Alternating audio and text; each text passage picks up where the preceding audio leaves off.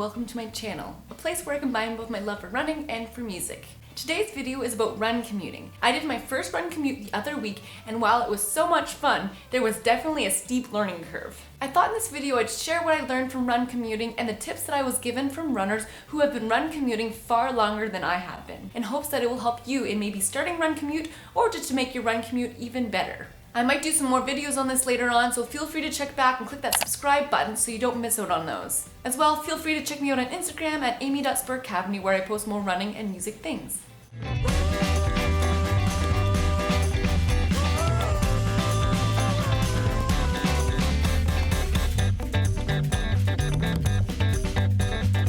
But first off, what is run commuting exactly? The answer may be obvious, but it's where you run to work instead of taking transit, walking, or driving there yourself. It's great because you save on gas and transit money, and you also get a run in before you start work, so a win-win in my book. It may even be faster running to work because you don't have to worry about traffic when you're driving, only just the traffic lights when you run, but also taking transit, you might have to wait for the bus or you might just miss it. There's so many factors. So I just know how fast I can run and can plan out my route that way. Whenever I take the bus, I'm usually always super early or just like scrambling to get to work. It's just, there's no in between. I also just feel so much better getting my exercise done in the morning, and I don't know, it kind of wakes up my body and my mind, and I just feel just prepared to take on the day. Maybe because I'm a morning person, I just feel a little more awake in the morning. I can just get my exercise done, but I don't know, I just find it hard after work, after you're just, you're tired from working all day and just getting the motivation and just getting kind of ready or pumped up to go for your run. And it's also dark after work, so it's just kind of find it harder to kind of get motivated to go outside.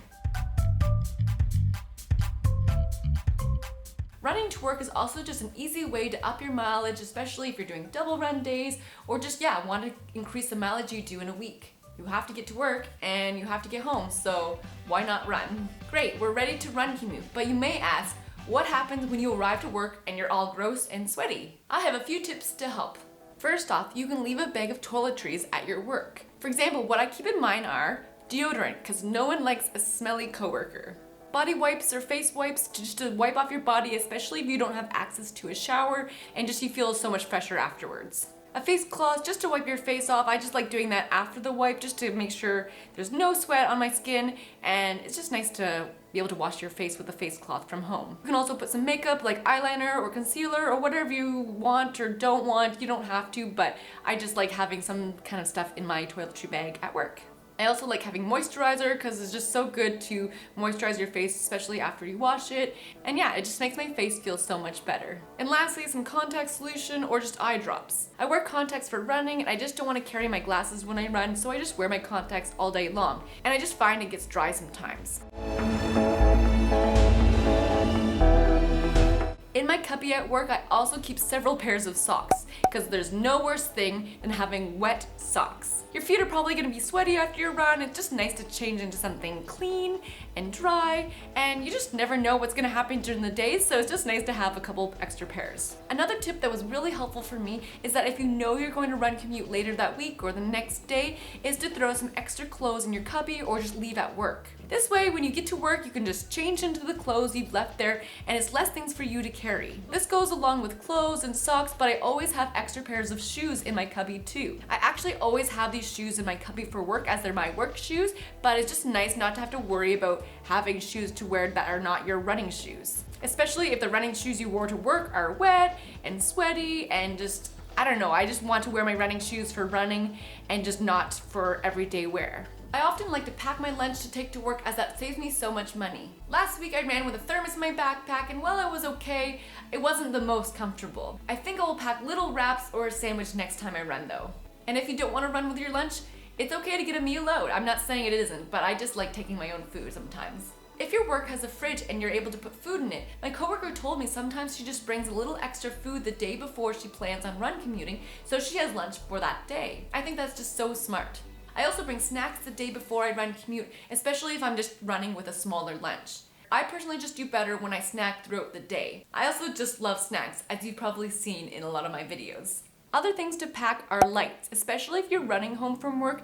It's a really good idea to have lights because it's probably going to be dark after work, especially in the winter, and you need to be visible. As I've said before many times, if cars and cyclists can't see you, they won't be looking for you. I also leave a spare light in my cubby just in case I forget a light when I run to work in the morning. I just feel so much safer if I have something on my arm that's flashing and bright, and just because usually my other clothes are black. Unfortunately, my winter clothes are all dark, but it's just for my own peace of mind too. For winter run commuting, it's a really good idea to get a packable winter jacket. I got this one at Costco and it's actually really lightweight, but it does a really good job of keeping you warm, and it folds into this little baggie. So sometimes I just leave it at work, or it fits into my running backpacks. It's just nice if you have to go out during work for a coffee or just an errand and don't have to wear your wet running jacket. While the running jacket is great for running as it's just lighter and thinner, it's probably not a good idea to go for an errand in it, especially if it's damp, you might get a chill. So I just like having the option of a winter jacket that's dry and will keep me warm. It wasn't very expensive at all, and I'm sure you can get them other places, but I just love that it just fits in this little tube bag thing. And that it's long. I just like jackets that are longer. Another tip is to hang up your running clothes as soon as you get to work. By hanging them up, this will help them dry quicker, especially if you're running home. You don't want to be chilled and run in kind of slightly damp clothes. This will also help them not smell as much either. The running backpack. I quickly discovered that getting a running specific backpack is super important. I tried for the first couple runs to do it in this mech backpack, which is not terrible as it has like the kind of straps here, but it's just so big and it started like chafing my neck by the end and it just got really uncomfortable. I'm very happy that I have this Nike backpack now, and it has these like kind of mesh on the back, so it will help not be like plastered to my back, and just helps it with breathability and just lightweight, and it's still a good size. It can fit, again, I can fit my packable winter jacket in here and some food, but it's just so much smaller as well, and it just fits so much nicer too. You just don't want things to kind of bounce around in your backpack when you're running because it's super annoying. Things to look for when you're getting a running backpack is getting these clips at the front, the chest, and around your waist. This helps prevent the backpack straps from slipping off your shoulders and kind of distributes the weight a little more evenly and just keeps it from bouncing on your back a little bit better. Ideally, it would be nice to not run with a backpack, as it's more freeing obviously with nothing on your back, but it's nice to have something to put food or snacks in, or your phone, jacket, you know, all these things. But if you can get away with not having one, a running kind of belt is a really good idea. I can fit my phone in here and my keys, and maybe that's all you need. So getting one of these might be a really good idea, especially if you're gonna start run commuting.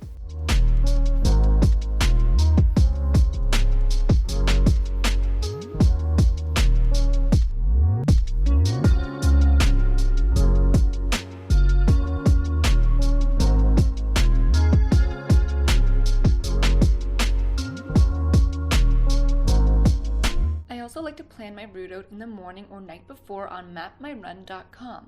This way I know exactly how long it will take me to run to work so I'm not late, because that would obviously not be very good. Another option is to test out the route on the weekend so you know with stoplights the exact timing your route will take, so you can plan your morning commute a little better, or with a little more confidence. If you don't want to run to work and get all sweaty and just that doesn't seem appealing to you, you can always run just home from work. This way you can kind of carry things to work and maybe just leave things at work in your cubby and then just run home. It's a personal preference thing, and there's no right or wrong thing for run commuting, whatever works best for you. Lastly, if you live too far to run commute, one idea is running halfway there and taking transit the rest of the way to work. I know you still have to pay for transit, but this way you can still get some exercise in before you get to work. Even with run commuting, it's still really important to do pre-run activations and your post-run stretches and cool down. I find it really hard myself when I get to work. I just want to get cleaned up and just ready for work, but I still need to do some kind of stretches just to get my heart rate down, and so I don't get stiff, and just, to get my muscles kind of just relaxed and ready to, maybe if I'm sitting down all day, so I don't just, seize up. And before you run home, just to make sure you kind of get your muscles warmed up, especially if it's winter and cold outside, I find it just so much better or easier to get going on my run when my muscles are warmed up and I just feel kind of just, again, relaxed and my muscles are engaged, so I do some activations before I run home. I hope you find these tips helpful, especially if you're just getting into run commuting like I am. Though, if you're an experienced run commuter and there's any tips that I just missed or just anything else you'd like to share, please tell us in a comment below. If you like this video, tap that thumbs up button. And as I said before, I might do more videos on run commuting, so if you don't want to miss out on those, click the subscribe button and the bell icon so you get notified every time I upload a new video. Happy run commuting, and I'll see you next time.